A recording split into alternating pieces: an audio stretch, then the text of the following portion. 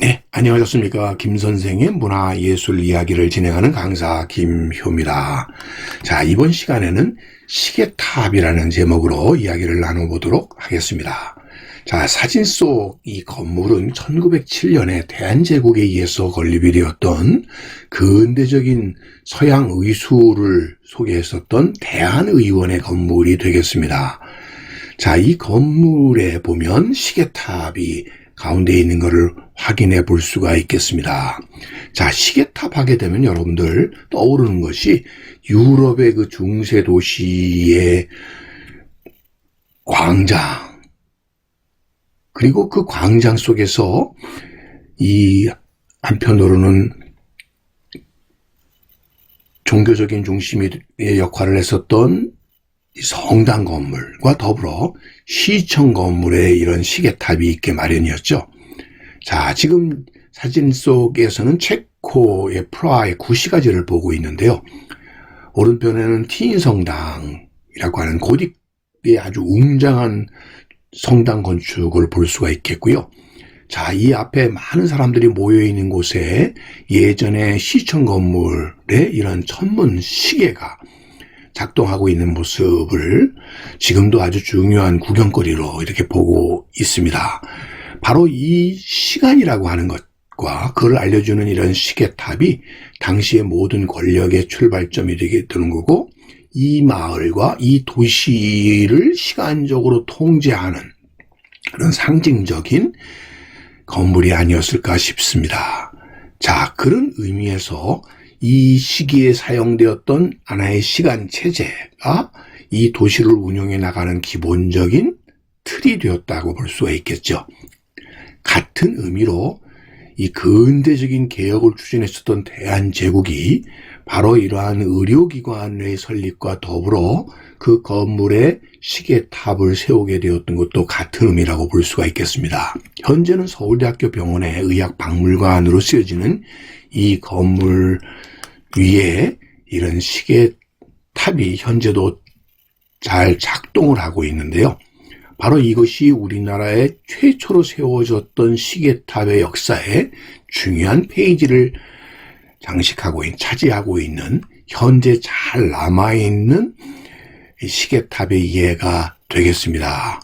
우리나라 최초의 시계탑이라고 하는 것이 세워졌다고 하는 것은 현재 그 경복궁의 북쪽문인 신무문, 자, 여러분들 저 멀리 청와대가 지금 보이는데요. 바로 이 경복궁 북쪽에서 출입하게 되는 이 신무문 가까이에 바로 1888년에 이 목조 시계탑과 그 시계탑에 이런 기계식 시계가 설치되었었다고 하는 것을 이 사진을 통해서 확인해 볼 수가 있습니다. 이 시계탑이 우리나라 최초의 시계탑으로 이렇게 평가되고 있습니다. 자, 이것을 자세히 들여다보면 나무로 이렇게 집을 지었고 그 위에 시계가 이렇게 사방에 붙어 있는 것을 확인해 볼 수가 있겠습니다. 자, 이 시계탑은 지금 오른편에 보시는 이 서양식 건축물이 관문각인데, 관문각의 부속으로 이 시계탑이 만들어졌다는 것이죠.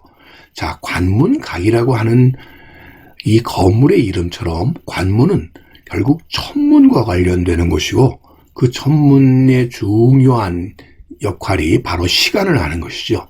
그래서 우리나라 최초의 이러한 기계식의 시계탑이 이 관문각에 만들어지게 되는 것은 이건 이상한 일이 아니다, 이렇게 볼 수가 있겠습니다. 자, 이 건물의 시계탑이 우리나라 최초의 시계탑이라고 얘기되는데, 이 건물을 지은 사람으로 이렇게 지금 알려져 있는 것은 우리나라 최초의 서양인 건축가로 알려진 사바친이 되겠고요.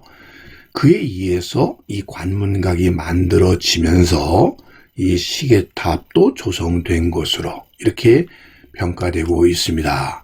자, 이 관문각이 세워진 곳이 바로 이 건천궁이었는데요.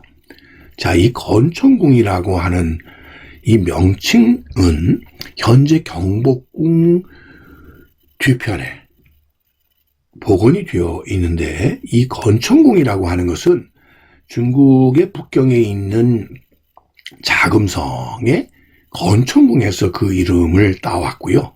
즉 이 건천궁이란 것은 황제의 일상 직무 공간을 의미하는 것인데, 경복궁의 강연전을 대신해서 이렇게 중국의 건천궁을 새로 재현해냈다고 하는 것을 통해서도 이런 중국의 이런 위상을 빌어서 결국 외세에 의해서 위기에 빠졌던 고종이 우리의 국위를 드러내기 위한 목적으로 건천궁을 건국했다라고 볼 수가 있겠고요. 이 자금성의 황후의 침전이었던 곤룡궁에서 이름을 따서 교태전 대신에 소위 곤룡각이라고 하는 건물을 짓게 된 것도 같은 이유였다, 이렇게 볼 수가 있겠습니다. 자, 이렇게 중국 황제의 건축물의 이름을 따서 이곳에 새로운 침전과 직무 공간을 만든 고종과 명성황후 민씨, 그리고 난 뒤에 그것뿐만 아니라 중국식의 이런 전각들인 지금 남아있는 지복제라든지 협길당과 같은 이런 도서관의 기능을 담당하는 건물들을 지은 바로 그 가까이에 시계탑을 세웠다는 것.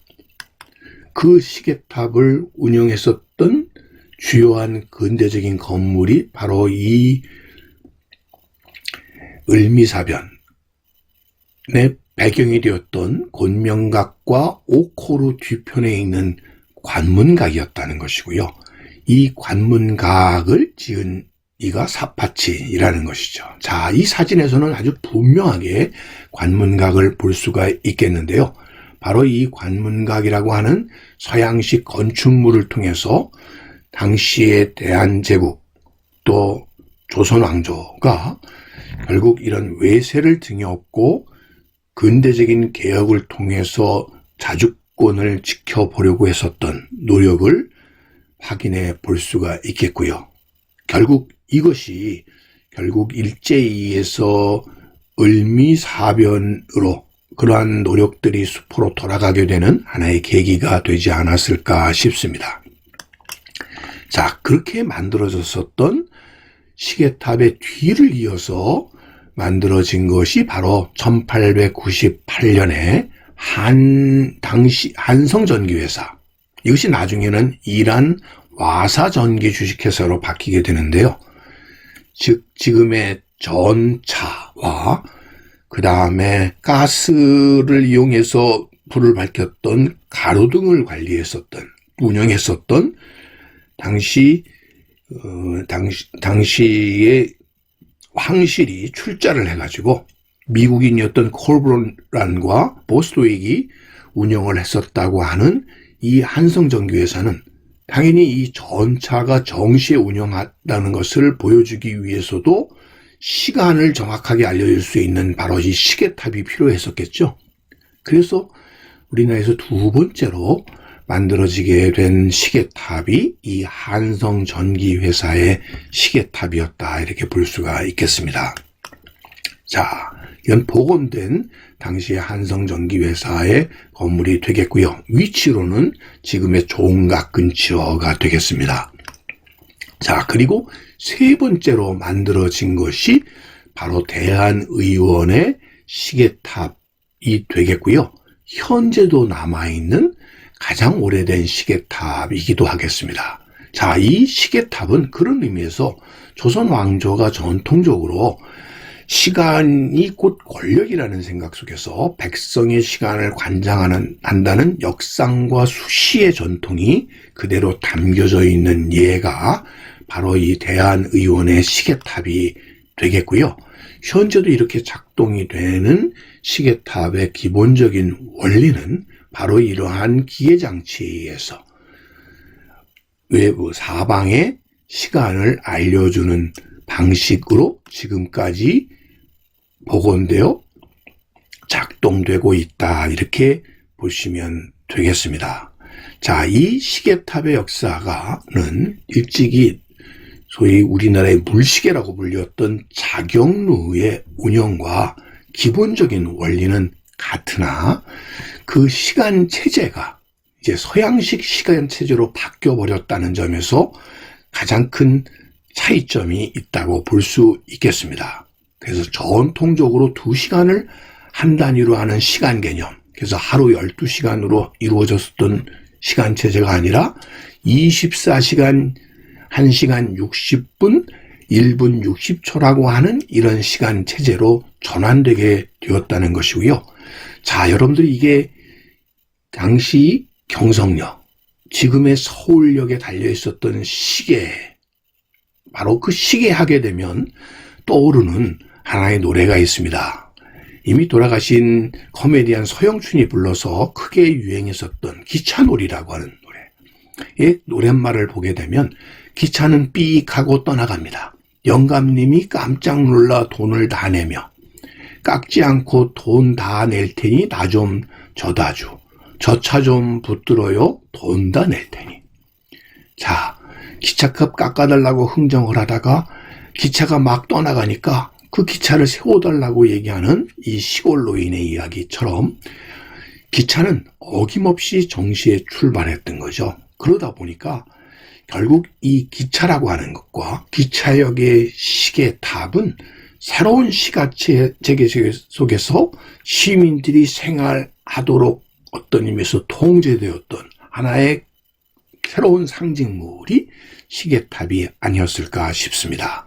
자, 오늘은 바로 근대적인 개혁과 더불어 새로운 시간체계 속에서 시민들, 국민들의, 백성들의 삶이 새롭게 통제되게 되는 계기를 만들었던 시계탑의 역사에 대해서 꽃밭을 가꾸는 김 선생이 말씀드렸습니다.